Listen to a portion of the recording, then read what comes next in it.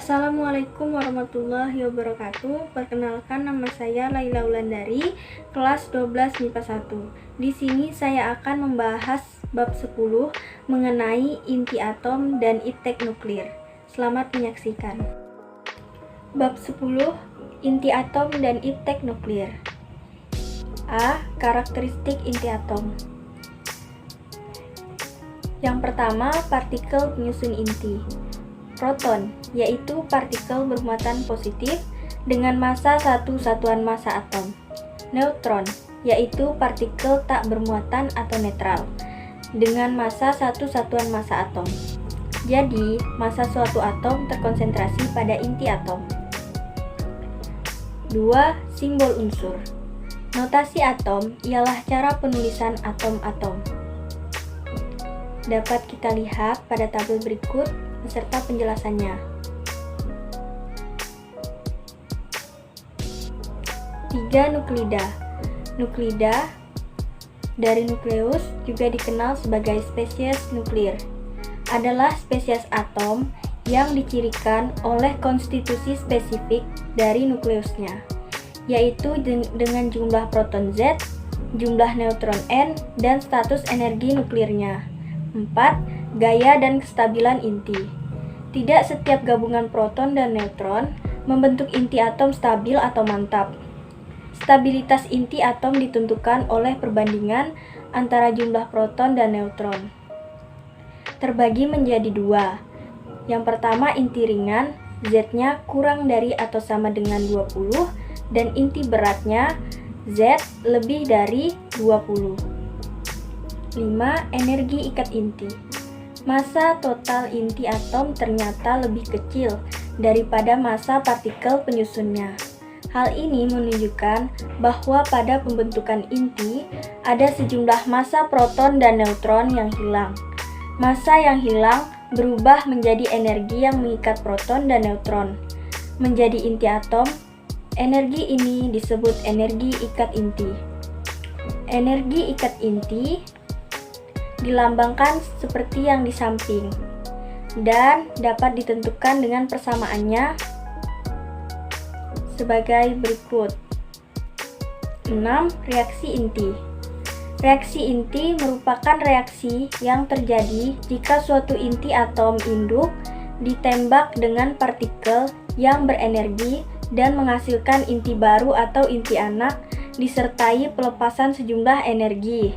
Reaksi ini dapat menghasilkan energi yang sangat besar, seperti pada skema yang di samping.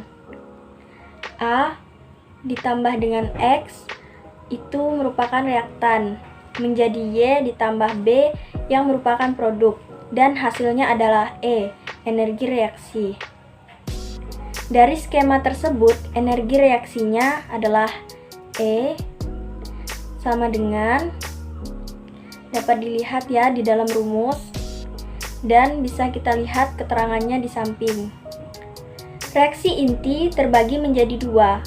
A. Reaksi fusi. Reaksi fusi adalah reaksi penggabungan beberapa inti ringan menjadi inti yang lebih berat yang disertai pemancaran energi. Yang B. Reaksi fisi. Reaksi fisi adalah reaksi pembelahan inti atom berat menjadi inti atom baru yang lebih ringan dan disertai dengan pelepasan energi. 7. Spektrum atom hidrogen. Spektrum atom hidrogen berbentuk garis yang khas pada tahun 1885. John Jacob Balmer menemukan perumusan secara empiris tentang panjang gelombang pada garis spektrum atom hidrogen. Bila elektron bertransisi dari kulit luar ke dalam, maka atom akan melepaskan energi. Energi berupa foton. Analisis terhadap gelombang yang dipancarkan atom hidrogen digambarkan dalam bentuk garis-garis spektrum yang besarnya diberikan sebagai berikut. Dapat kita lihat di bawah rumusnya ada NB, yaitu kulit yang dituju.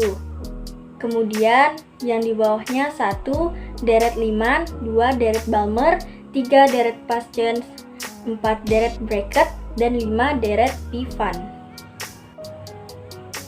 B. Radioaktivitas. Radioaktivitas adalah gejala terpancarnya partikel-partikel radioaktif akibat peluruhan disintegrasi inti dalam rangka menuju inti stabil. Yang pertama ada sinar-sinar radioaktif. A. Sinar alfa yang dilambangkan dengan alfa, terdiri atas inti helium 4 He2, 2 proton, 2 neutron, massa 4 dan muatan plus 2, bermuatan listrik positif, dibelokkan oleh medan magnet maupun medan listrik. Daya tembus relatif kecil tetapi daya ionisasi sangat besar. Dapat kita lihat ya pada selanjutnya. Kemudian yang kedua ada sinar beta, terdiri atas elektron yang berasal dari inti atom, massa 1/1850, kemudian bermuatan listrik negatif, bisa dibelokkan oleh medan magnet maupun medan listrik, dan selanjutnya. Yang C, sinar gamma. Sinar ini berupa gelombang elektromagnetik yang disebut dengan foton, tidak memiliki muatan listrik, tidak memiliki massa, tidak bisa dibelokkan oleh medan magnet maupun medan listrik. Selanjutnya bisa kita simak dalam skema berikut. 2. Interaksi sinar dengan bahan. A. Serapan atau pelemahan. Jika seberkas sinar radioaktif dengan intensitas 1,0 diletakkan pada sebuah keping dengan tebal X, intensitas sinar radioaktif itu akan melemah secara eksponensial sesuai persamaan sebagai berikut. 1 sama dengan 10 E pangkat mu X, atau 1/10 sama dengan setengah dipangkatkan X per setengah 1/2. Keterangannya bisa dibaca pada penjelasan di bawahnya ya. Kemudian ketebalan paruh, half thickness atau HVL. Pada suatu kondisi, intensitas sinar radioaktif setelah melewati bahan menjadi setengah dari intensitas mula-mula, dan ini dirumuskan dengan X 1/2 sama dengan 0,693/μ. 3. Peluruhan radioaktif.